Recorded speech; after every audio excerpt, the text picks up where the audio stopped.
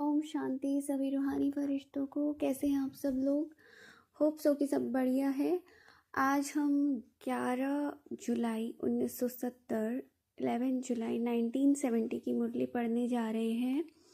मुरली का टाइटल है संगम युग की डिग्री और भविष्य की प्रारब्ध। तो जी इसमें बाबा क्या कहना चाहते हैं? शिव भगवानुवाच, अब स्नेह को समाना है, शक्ति रूप को प्रत्यक्ष करना है। बाबा ने कहा और अब तो ये करने का समय है। मतलब ये बोल कब रहे हैं? 1970 में। और आज भी अगर इस बात से हम कोरिलेट करें तो आज सोचो इस बात की कितनी ज़्यादा ज़रूरत है, क्योंकि ये तो सच में ही लास्ट समय है।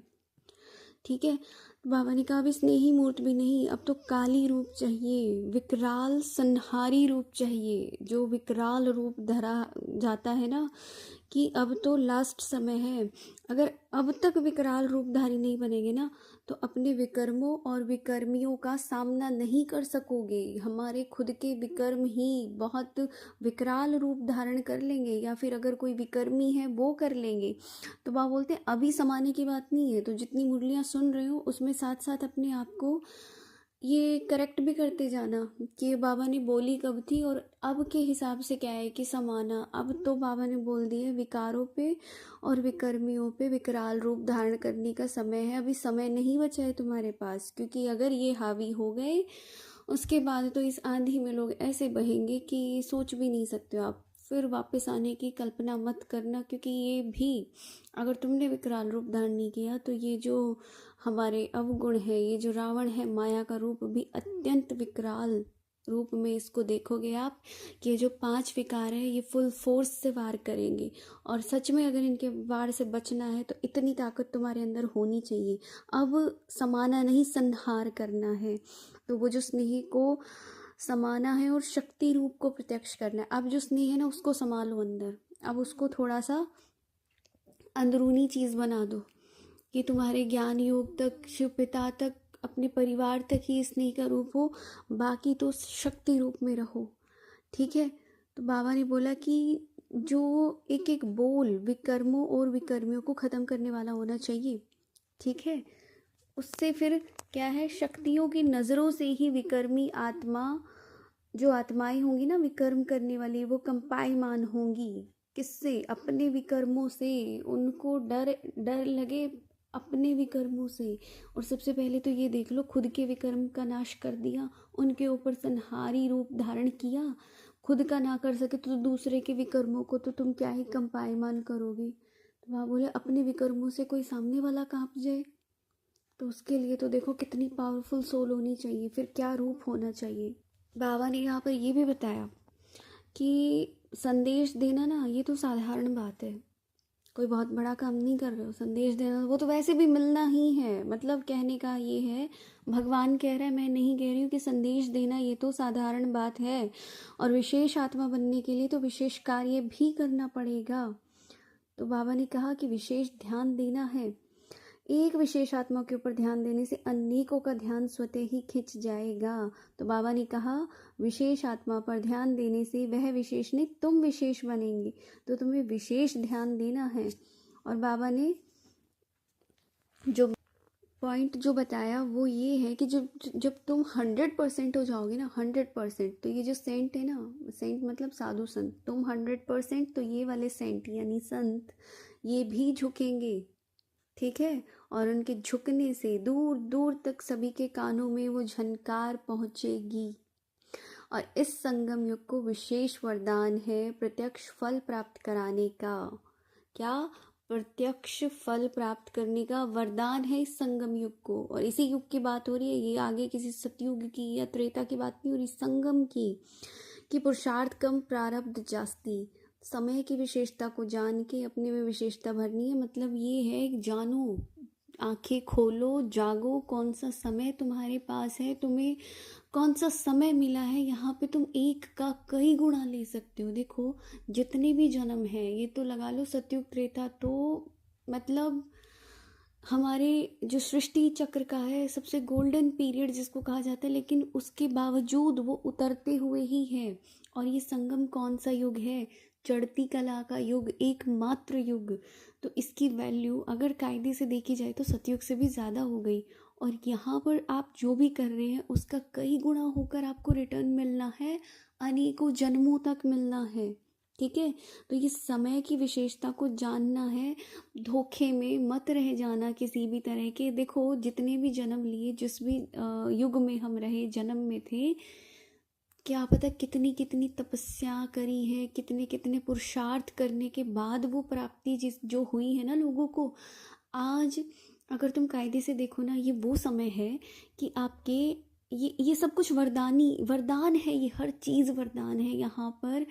ये मानवता के इतिहास का सबसे सबसे सुंदर समय चल रहा है, सबसे सुंदर समय, कि जिन प्राप्तियों को प्राप्त करने में ऋषि मुनियों को और बड़े बड़े मतलब योगियों को कहो, उसकी प्राप्ति में कई सौ सालों की मतलब तपस्या करी है।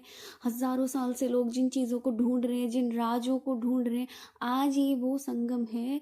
ज्ञान के साथ साथ परमात्मा तो धरा पर आ चुका है, और उसका आना ही अपने आप में एक बहुत बड़ी ब्लेसिंग है। और इस ब्लेसिंग की वजह से आपके सामने अनेक राज खुलेंगे, सिर्फ इधर से ही नहीं, दुनिया के हर फील्ड के अनेक इतने गहरे गहरे जो राज खुल रहे हैं। अगर साइंटिस्ट जो नए से नया इन्वेंट कर पा रहे, इन्वेंशंस हैं, इस प्रकृति के राज, इस ब्रह्मांड के राज, ये सृष्टि कैसे काम कर रही है, ये चक्र कैसे काम कर रहा है, एनर्जी का खेल, माइंड का खेल, ये न्यूरो साइंस, ये सब कुछ इतने प्रॉपर रिफाइननेस पर जाएगा, क्योंकि ये चीज़ होनी है। बाबा आपको ये चीज़ नहीं बताएगा, क्योंकि उसका तो काम है आत्मा परमात्मा का ज्ञान। वो बाकी चीज़ों में नहीं बैठ के तुम्हें मैथ्स पढ़ाएगा, साइंस पढ़ाएगा, साइंटिस्ट बनाएगा, इंजीनियर बनाएगा, नहीं। उसके बावजूद ये चीज़ें होंगी, आप इनके अस्तित्व को नकार नहीं सकते कि ये ज्ञान, ये भी ज्ञान है, लेकिन वो भाषा अलग है, उसका तरीका अलग है, उसका यूज़ अलग है। वो बाद में इतना रिफाइन हो जाएगा कि मतलब हम लोग फिर शुरुआत से ही उसकी प्रारब्ध को भोगेंगे। ठीक है, चीज़ें इतने रिफाइंड रूप में अपने आप चली जाएंगी कि आपको उस ज्ञान का पता हो या ना पता हो तो भी वो चीज़ें काम करेंगी, क्योंकि ये जो प्रकृति है, ये जो ब्रह्मांड है, ये अपने नियमों पे काम करता है। और ये नियम, ये कायदे सबके ऊपर समान रूप से लागू है, चाहे आपको पता है या नहीं पता है, इक्वली।